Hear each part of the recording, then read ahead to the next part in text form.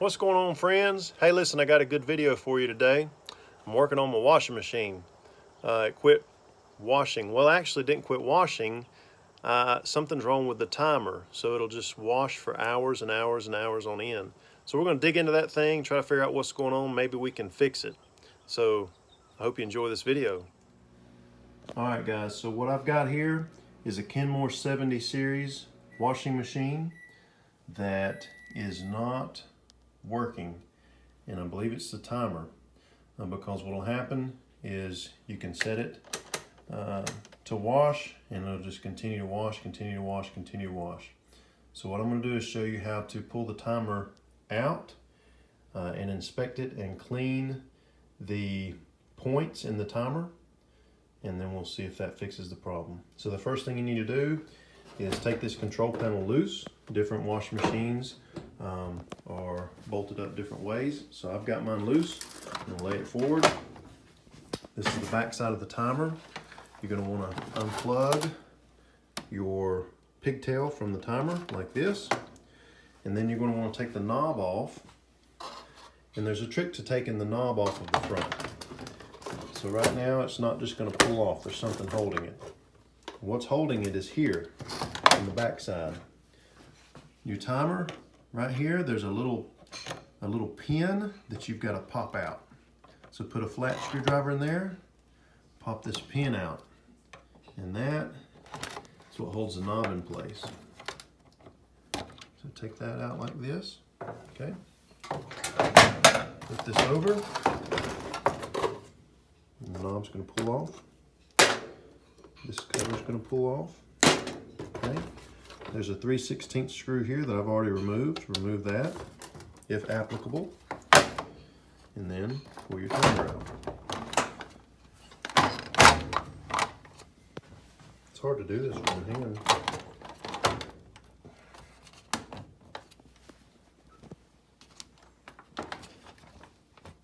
Okay, once we have our timer out, we want to go to the kitchen table. That's where we're at. So here's what we're doing. We're wanting to take this top cover off this particular timer. This is where the wiring harness plugs in, and this is where all of the point switches are. Then the timer, as it rotates, it makes these switches connect. We probably have a dirty switch.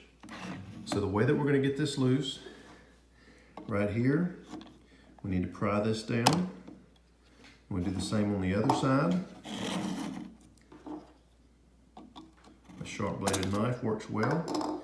Now there's a pin, a plastic pin on the back that you're going to have to take a knife and cut so that this will come loose, and when you put it back together you're going to need to use a screw here, just a little self-tapping screw, maybe drill a pilot hole. So let's pull this apart and see what it looks like. So first thing you can see, this is the timer drum. It has all kinds of different raised places, and this is what controls the switches. And the switches are right here, okay? And I can already see,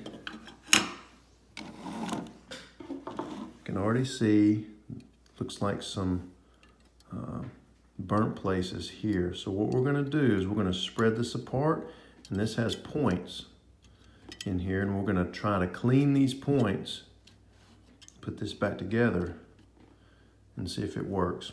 So there's two switches here on each one of these rows. There's the bottom, and then there's the middle, and then there's the top. So there's a set of points here, and there's a set of points here. Each one of them needs to be pulled apart and inspected. Okay, so one thing that I want to mention that could be very helpful when you go about doing this is if you have a multimeter that you can check continuity with, that can save you a lot of trouble, because what you can do here on the back side is you can check for continuity between these different circuits, and you can see if the points are actually making contact. So that could be helpful. Go through here and test by pushing these together, and then you might find the problem really quickly. So that's a little bit of advice. Also, point of attack. So what are we going to use to clean these points? So I've got a set of small files that I've had for years. They're a little rusty, and these might be helpful for sliding under here and sanding on those points just a little bit. I've also got some emery cloth that I can fold up and tear if I need to make fit in between those points.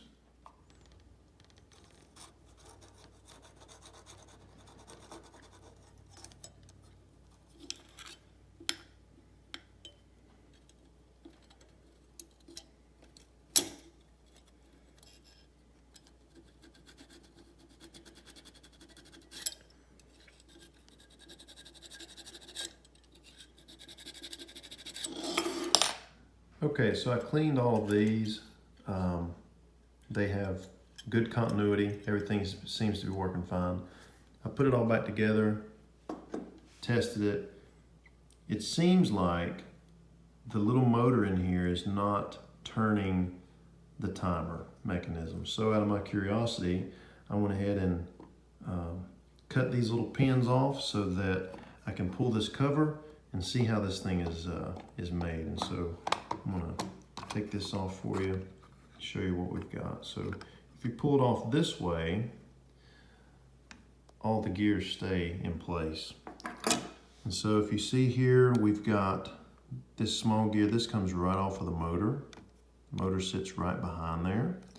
These are the two terminals that power the motor, send electricity to the motor. And you've got these gears, and I was looking to see if there was a stripped out gear, and I don't see anything. I don't see any problems. So I'm going to take this plate, and these little pin holes correspond with these these gear shafts. I'm going to drill me a hole here, here, and here so that I can put this cover back on and see these gears moving. And we're going to figure out what the problem is here eventually. Okay, so I've got my little access holes drilled.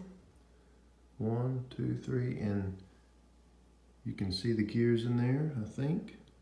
With a light, I'll be able to see them just fine. So I'm going to plug this thing up and see what's moving and what may not be moving. So I've got it plugged up, and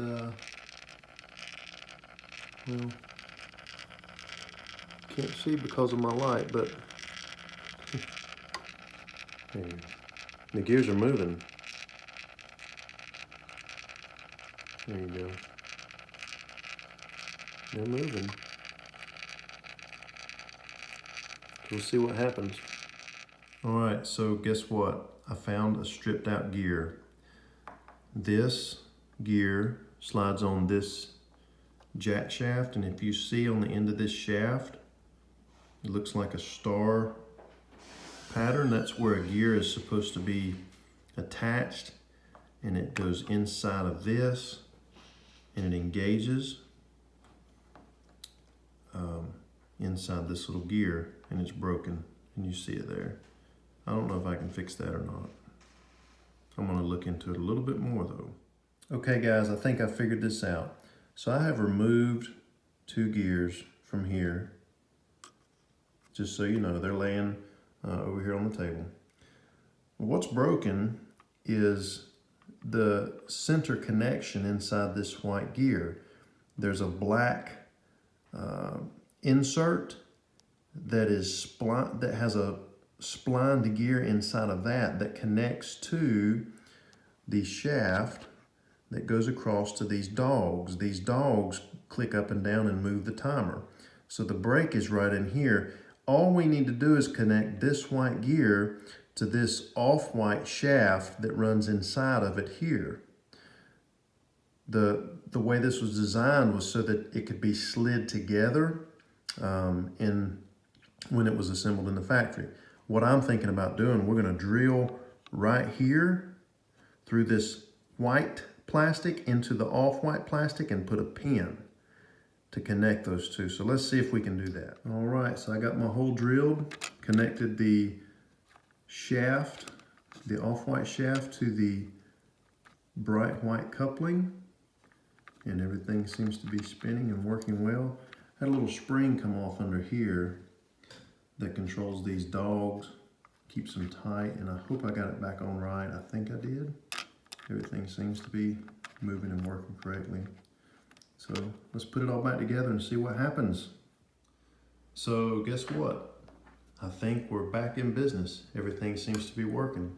So what I'm going to do now is I'm going to put some clear tape just over these holes to keep lint and any dirt from getting in there. And remember, we had to cut these welded tabs loose so that we could separate the case.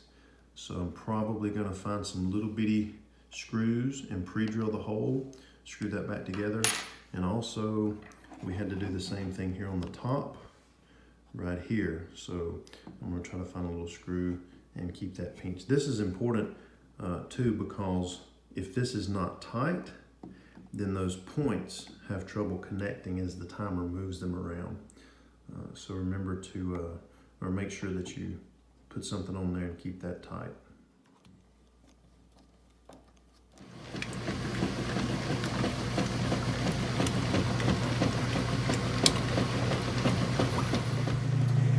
So the timer's advancing.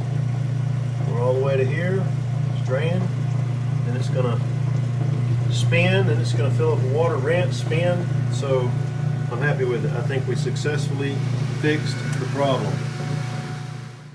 All right, guys, so that was a successful repair on the old washing machine. And I wanted to do that and kind of make a video about it because there's not a lot of information out there when it comes to really digging in and fixing things in a non-conventional way. What most people would do is just order a new timer, and the problem with that is they're $150. So a timer for that washing machine would cost you 150 bucks plus a repairman to come out. You're looking at probably another $150, so $300. Digging into things, it might take you a little bit of time, but sometimes you can fix the problem and save yourself a lot of money. And now you know a little bit more about how your washing machine works, and you'll be more apt to try to repair it and save some money the next time. Hope you enjoyed the video. Please subscribe to the channel. I plan on putting lots more videos out there on just how to fix things. Maybe my car, maybe my tractor, who knows? But I'll tell you this, it'll be fun. So subscribe. See you later.